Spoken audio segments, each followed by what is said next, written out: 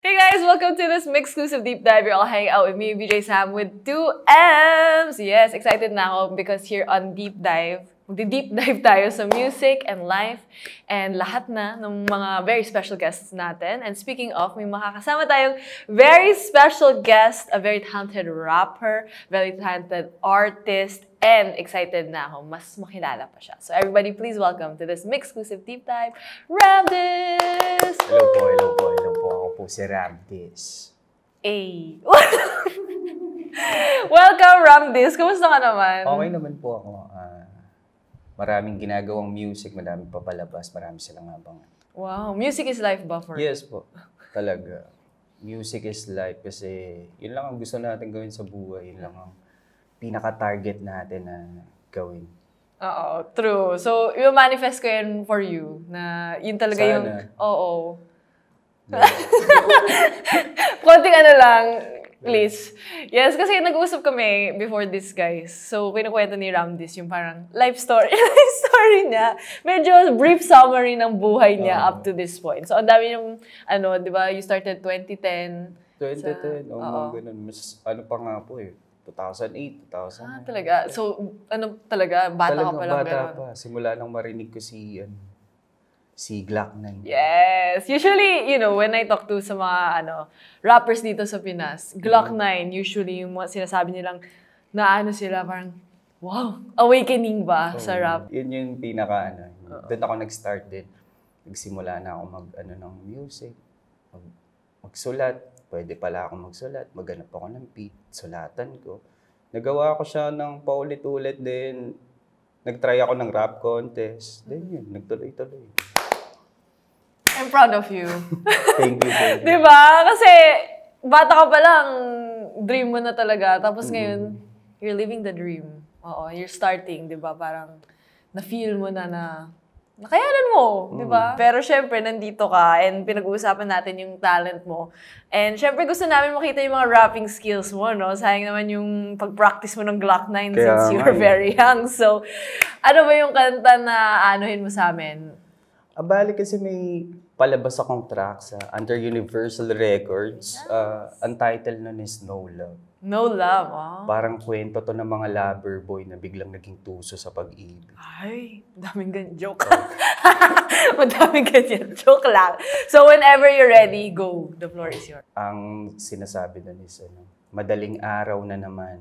Tumatawag kasi tinatawag na naman ang tawag na laman alam ko na yan. Lumuluhan na naman ang mga pusa, kusa. Tuloy lumulungad ang batuta ko na. Sabi ka na makasalamuha. Kain ka buho na parang osya. Dadaling ka sa tahanan na walang kusina habang lumulutang sa gamot na wala sa butika. Lagukin mo na muna alak na laman ng kupita bago tayo magaputo ka na parang terorista. Boom. Wow! Oh my God! Ang galing! Wow!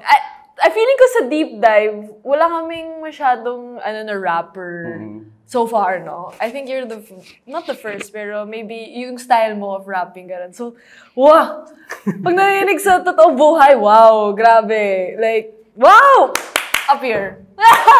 Grabe! So sabi mo nga, ito yung, favorite verse. Bakit ito yung favorite, mo? Parang kasi yun yung pinaka naglalarawan nung imahe ng kanta.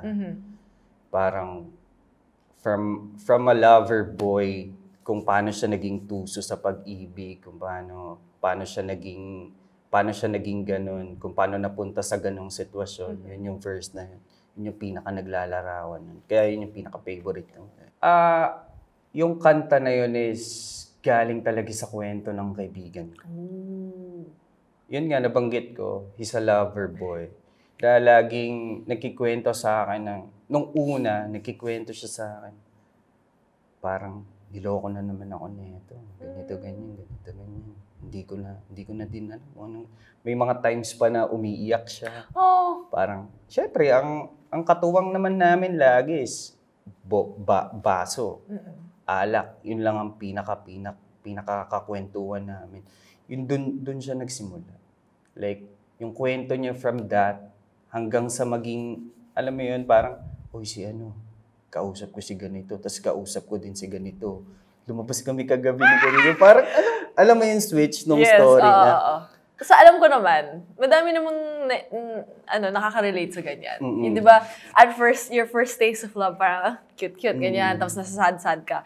Tapos, di ba, pag hindi siya natuloy, yung relationship or something, sabihin mo, whatever na lang. Tapos, ganun nga talaga. Feeling ko nangyayari talaga yun. I mean, we've all been there. We've all been there! Pero syempre, one day, baka, di ba, hindi na yun yung... Kaya may din dun sa kanta ko na parang ang pinaka-chorus nun is, ba't di ka magtiwala? Ang tanong ko ay kanino. Kasi parang may conversation kami na gano'n. Like, sabi ko, bakit hindi ka na lang magmahal ulit? Sabi ko, ba't di ka magtiwala? Tapos parang sinabi niya, kanino? Sabi mo, hindi ka maniwala. Sabi, kanino? Sino? Kaya yung chorus ko, yun. Ba't di ka magtiwala? Ang tanong ko ay kanino? Kung mapipili mong pagkatiwalaan, ay wala ding tiwala sa kahit na sino. Oh, bars. Yun yung parang yung mga naipon nga naming usapan yung pinaka-nilagay ko. So guys, careful kayo pag nagkwento kayo sa mga artist friends nyo. Magiging kanta yan. Oo, for sure. Pero maganda naman na naging kanta siya kasi madami naman makaka-relate and na-express din. Di ba yung friend mo sobrang saya? So, all works out in the end. And kami, may kanta kami na, we can vibe to din. Yes, at i-support natin siya, of course. So, may message ka ba sa lahat na nanonood and everybody who's been supporting? Sana patuloy niyong pakinggan ng aking mga kanta. Sana patuloy niyong suportahan ang Universal Records, ang Mix, syempre.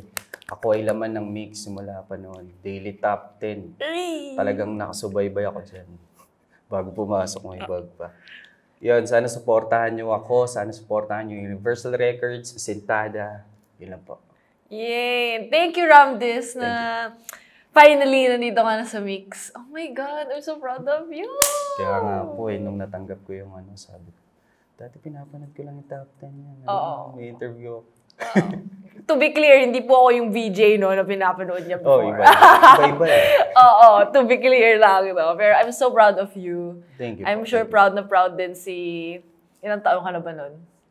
10-year-old Ramdis. Parang ganun. Si 10-year-old Ramdis na nandito ka na. And kaming lahat, proud na proud kami sa'yo. Thank you po. Guys, huwag niyo kalimutan i-stream, syempre, yung music ni Ramdis available sa lahat ng music, digital streaming platforms. And maraming salamat once again, Ramdis. And thank you as well to everybody who tuned into this Mixclusive Deep Dive. This has been Sam with 2Ms and Ramdis. Thank you, everybody! Peace.